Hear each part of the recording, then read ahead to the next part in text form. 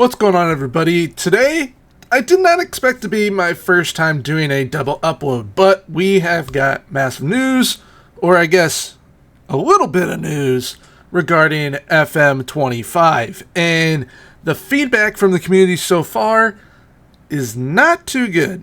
So a couple hours ago, Football Manager released the new trailer for FM25, which I can tell you right now, within that trailer, you get about as much info on the game as we've gotten so far, which isn't a whole heck of a lot. Now, on Football Manager's page, they kind of have a roadmap and outlook of how certain things are going to be. As we can see here, when you go to their main page, this is kind of the main things that they are wanting to show off. Obviously, we know that they're introducing the women's game of football, which is going to be an awesome addition. However, for me personally, one of the main things I was looking forward to in FM25 was not only managing the Liverpool men's side, but also Liverpool women's. And on top of that, doing the England men's national team and the England women's national team. That choice has been taken away from me, unfortunately, along with countless others who are probably wanting to do something like that because they have taken more away from the game than they have added so far from what we know. However, we do have the full licensing now to the Premier League, which is awesome because now that is one less thing that we have to worry about with face packs and kit packs and all that stuff. So everyone should be within the game now in regards to the Premier League. So I'm pretty sure every single league in England now is fully licensed, which that is awesome to have. And we are also going to be having our new match engine, Unity, which I can tell already it is a massive addition to the game.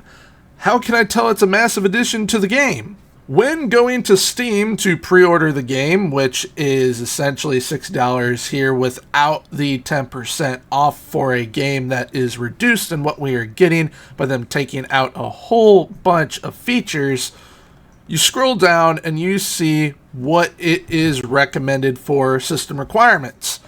The storage space is now up to 20 gigabytes. In prior years, it was 7 gigs. So it has almost increased 3 times in storage space for this game. And I can tell you right now, for certain, that is not because of features added to the game and whatnot. That is 100% because of the new match engine, which is awesome because that means that this engine should be fantastic and will hopefully save this game from us not getting a whole heck of a lot of info on it. Now, also among the system requirements, a lot of people are saying that they require a beefy PC. I mean, one thing that obviously is going to come with a new match engine is, yes, you will probably have to have a higher standard of PC and or laptop to play Football Manager. And one of the things is that it is going to be running on Windows 10 minimum or Windows 11, which that was essentially the same thing last year, so I would figure a lot of people have upgraded by now.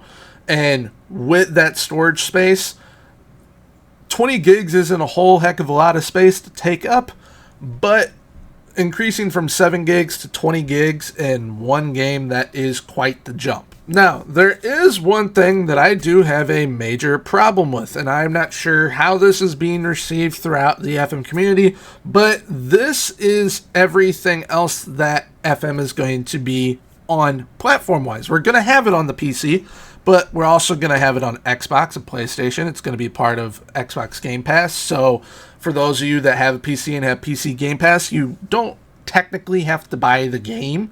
You'll get it for free, essentially, with your subscription to Xbox Game Pass, along with everyone else, because as of right now, there's no details on an FM beta. So that is one thing that definitely bothers me. There's no FM beta, which a majority of the time we get it about a week before the game is fully released, and it helps them figure out, okay, what bugs are in the game currently. So when this game releases, whatever bugs are in the game, we all get to experience together, and there probably won't be a fix for at least a week, 2 weeks, when they can push out an update to fix those things. So it's definitely going to be a bit different, potentially not having a beta. They can obviously still announce that we will have one, but as of right now, it doesn't look like we're going to have one. Now, It is also going to be on the Nintendo Switch, which also means it will be on the Steam Deck. So it'll be portable handheld type stuff. Speaking of portable handheld type stuff, we also have FM25 mobile. This is another thing that bothers me because as of right now, it says it is returning exclusively to Netflix. In order to have Netflix gaming, in order to have Netflix in general, it is subscription based.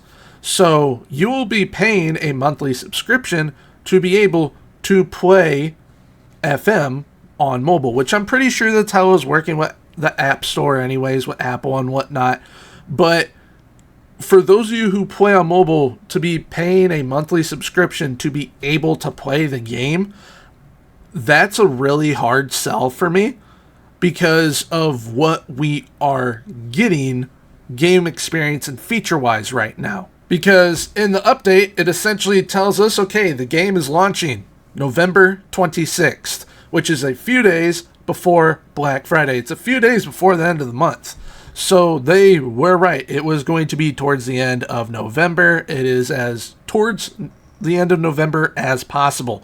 Gameplay upgrades, that's what we get. This is the update that we've all been waiting for to kind of give us some more information on the game. So once again, not a whole heck of a lot. Now, with those updates, it also gave us a roadmap. And the roadmap right now, the only thing that we know of date-wise is that on October 7th, they're going to be introducing women's football. So that's the first thing that they're going to go super in-depth on. And looking forward to hearing what they have on that because they have been working on it for countless hours, and I'm hoping it's going to be a massive addition and upgrade to the game because we have been getting a lot of stuff taken out. We don't really know what's in the game yet, but then everything else, we don't even know when they're going to be announced. It could be throughout the month of October, it can be throughout the month of November, so we're going to also be getting the interface, tactics, match experience, your manager, which that's pretty cool that they have done some pretty in-depth work on the managers to where it kind of garners its own update for us. Then we've also got a mobile focus, the deeper dive, console recap, touch recap, which in regards to those, here is the pre-purchase screen from Football Manager. It shows you game detail wise the amount of game detail that there is going to be in each edition. So on PC, you can pre-order it right now, 10% off. You get full game detail. Coming soon is console, along with touch and mobile. You can see with console, it immediately drops down to 4 stars. Why? Because it's up to loadable nations, up to 10 loadable nations. With the FM Touch, up to 5. Then for FM25 mobile, it is also 5. Why they have it as up to 5 and then 5, there is absolutely no difference in that. But one thing that I want to highlight is the game detail here. 5-star, 4-star, 3.5, 2.5. Honestly, what we are getting as a game in total for the same amount, yet an upgrade in graphics, which I'm sure the graphics are going to be amazing. The game detail with features and everything is going to be a 3.5-star type game. This is a decaf version for everyone for Football Manager because how it is on console and touch and mobile, you get a decaf version of the game. However, everyone this year is getting a decaf version of the game. You're getting a decaf coffee or a Diet Coke. That's essentially what you're getting. You're not getting the whole shebang this year. This is the beta version for FM26, and it costs $60, at least where I live. Now, hopefully we are going to be getting a lot more info and whatnot over the coming weeks. If we aren't getting a whole lot of info over the coming weeks, which obviously we most likely are, it's going to be pretty troublesome because I know a lot of people are not that impressed with FM25 so far. I am one of them. A lot of the things, yes, they were little things that they have taken out, such as international management, draft mode, amongst other things. All those little things add up to one big thing. And that one big thing is we're getting a drastically less I guess the best word is featured. We'll go with featured. A drastically less featured game that we are getting a decaf version of what we will eventually have in FM26. They said they're going to be bringing back draft mode at some point. They said they're going to be bringing back international management and kind of revamping a whole bunch of other things that we will see coming back to FM26. But with taking out so much and having very little to go on, because in every update that they've given us so far, it's about what they're taking out, not adding to the game. But thankfully, there are a few bright spots today with things that they have added. So I'm going to be looking at these screenshots. I'll be popping them up for you guys right now. These are all work in progress, so it's not done and dusted. But this seems to be the screen where we choose our clubs. And you can see top left, it says best match for your reputation. So whatever reputation we're going to be putting on our managers, it's going to recommend leagues now, which we kind of already knew that in the first place on, okay, if we have no badges, we're going to be managing as low as possible probably. And if we have the best badges, the best attributes, we're probably going to be managing in the top 5 leagues. So that's a cool little addition. How much is that going to change things? Not too sure. But you also see what is kind of the history behind that competition to the right. So it highlights the Premier League. There is the history and highlight of the Premier League to the right, where it shows the top players, past winners, big time rivalries, choosing clubs to manage, and on there it shows where everyone is predicted to finish as well. So the little details right there that will, at the end of the day, matter, because this is all that we have to go off of right now. It looks all right, but is that something that can kind of drive home, all right, this is going to be an amazing game? Not yet. Next, we've got kind of our new homepage. As we know, they're kind of doing away with all the tabs that we had on the left side of our screens all the time. Now it's kind of tabs at the top, and there are far fewer. We've got portal, squad, recruitment, on the pitch, club, and career. This is from the squad overlook, and it looks like they have taken quite a few different tabs that would have been on the left side and put it into one thing. So we have got our squad as the first team. You then also have training in there, the med center, and the youth setup is all in there as well. So you've got quite a few things information-wise all in one area that is going to be nice. I do think out of the screenshots, this is one of the nicest looking things. Now, I will say this. FM skin-wise, the FM skin has always been super bland. I have always used custom FM skins by the community. Football Manager, if you are listening, in the future, please inquire into the Football Manager community to have some of the people that do skins help you with creating the skins for the main game. It'll go a long ways, and people will absolutely love that. I'm not saying that this skin is absolutely terrible. It's not. It is cleanish looking, but I know for a fact that once there are FM skins out, I will be utilizing those. Another thing that we can see here on this image is our first look at what new gens will look like. Looking at Amaria Kosher Dewberry, I believe that is what it says. It's kind of small on my screen. That is what I suppose the new gen faces are going to look like. So it's a definite upgrade. Is it an upgrade to the extent of what people, once again, in the FM community have been able to do with AI and whatnot, and what Zealand has been able to do with his AI-generated face pack to where it's as realistic as possible? No, it's not on that scale, but it is a drastic upgrade from the crackheads that we usually had. Now we get into player profiles. Right here we've got Kaoru Mitoma. On the left, we do not see any new roles as of yet. However, we do see a new rating system. So with the star rating system, it looks like we're going to have the solid 2, 3, 4, 5 star. But for the 2, 3, 4, it's going to have a plus for when there is a half star. So I guess that is a cool tiny addition right there. But a change to the attributes area. So in technicals, it used to have kind of all the set piece attributes within there. Set pieces now have their own section. As we can see, it is now below the technical attributes. Also, over on the info side, we no longer have player weight. We still have height, but it's going to be height, reputation, personality, and then the right and left foot of each player. That is where that is going to be located as well. And then I also see that there is the goalkeeper rating over there as well on Kaoru Mitoma. Even though he's a winger, everyone does have a goalkeeper rating. Now we get to see our first female player for the women's game, Fran Kirby, and she looks absolutely broken so far.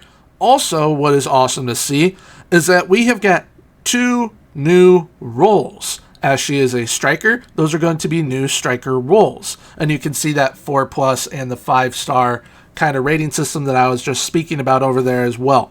So center forward, I am going to guess that that is going to be the advanced forward going forward. And then channel forward, that seems to be a new role, which for me, that seems like it would just be a striker that moves into the channels, which we could instruct our players to do anyways, but I guess it's going to operate a little bit differently. So I am looking forward to seeing how they kind of deep dive into these new roles within the tactics. Because from what we know, there are going to be quite a few more roles added into the game, as well as some changes to tactics. And being that they're devoting a whole kind of either episode video to it or a whole news update to tactics, that is a good thing to see, especially for someone that absolutely loves the tactical side of the game. Now, here we are with Evan Ferguson, and how I was saying, okay, I think advanced forward is going to be changed name-wise. It looks like for the men's game, it's going to stay. However, for the women's game, it looks like they're going to have different roles. So that is going to be pretty interesting if that is the case. Which, honestly, that does kind of make sense because the men and women's game is very different, especially when it comes to physicality. So it is going to be interesting to see how different things are between the two worlds. Because one thing that I am happy to see that they kept pretty realistic so far is that they have not jacked up prices of player value. It is pretty realistic, and we will get to see kind of the evolution of player values increase as we play in the women's game. So hopefully we can be able to, within our save, see the first player sell for like 10 million pounds within our save. That would be an awesome thing to experience within a save. Now, that is all that we have news-wise. We now know when the game's coming out. We now know when to expect at least one announcement, which is in regards to the women's game for an update on October 7th. And we now know how much it's going to cost, what the requirements are, all that good stuff. Do we have any more info on the game? Not really. We really don't. Yes, we have some screenshots showcasing certain things, but does that give us a whole lot of info on the game? Not really. Did the trailer give us a whole lot of info on the game? No, it was essentially like the NBA 2K trailer, which gave people absolutely nothing. So, my overall review of what we have just gotten for FM25 is there is a lot to be desired. We definitely need to be blown away with what they are adding in with everything that they have taken out, because we haven't really gotten any good news on the game yet. We need some good news, Miles. Please give us some good news. It'll definitely change the way that people are thinking about Football Manager 25 right now, because I can tell you from first-hand accounts, people are not overly excited for it. So with all that being said, if you guys happen to enjoy today's video, please feel free to leave a like, comment, and subscribe. Subscribing is 100% free, so want to hit the sub button. Let me know down in the comments below what your thoughts are on FM25 so far. I would love to hear your guys' thoughts and opinions on what you are looking forward to or what you are hoping is added into the game before we get kind of everything that we know on FM25. But until next time, everyone, have a good one. Bye-bye.